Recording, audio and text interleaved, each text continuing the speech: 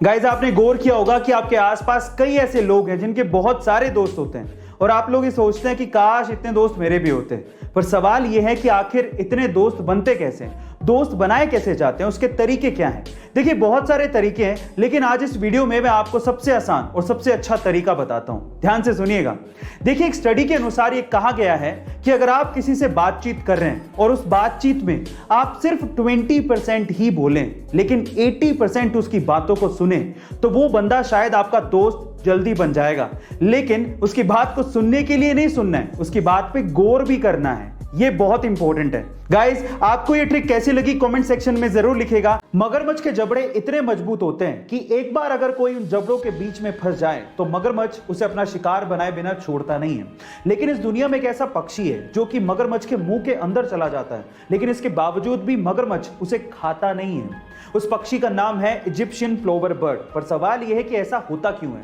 देखिए, ऐसा इसलिए होता है कि मगरमच्छ के दांतों में फंसे हुए खाने को वो इजिप्शियन प्लोवर बर्ड अंदर जाके चुग चुग के खाता है, जिससे मगरमच्छ के दांत साफ हो जाते हैं। अब इससे मगरमच्छ को भी फायदा है और उस बर्ड को भी फायदा है, और इसी वजह से मगरमच्छ उसको हार्म नहीं करता।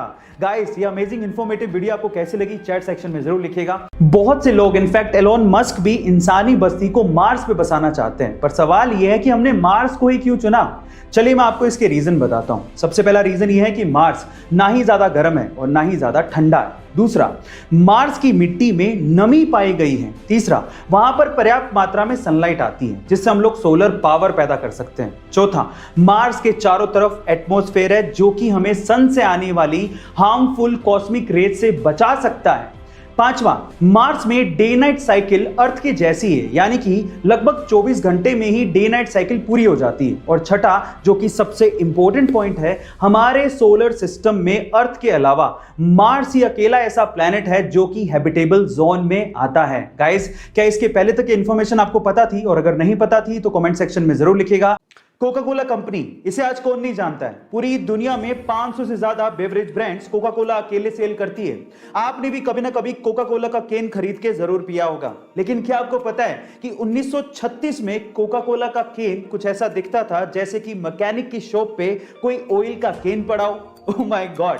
लेकिन आप लोग सोच रहे होंगे 1936 में अगर केन आता था तो कोका कोला कितनी पुरानी कंपनी है।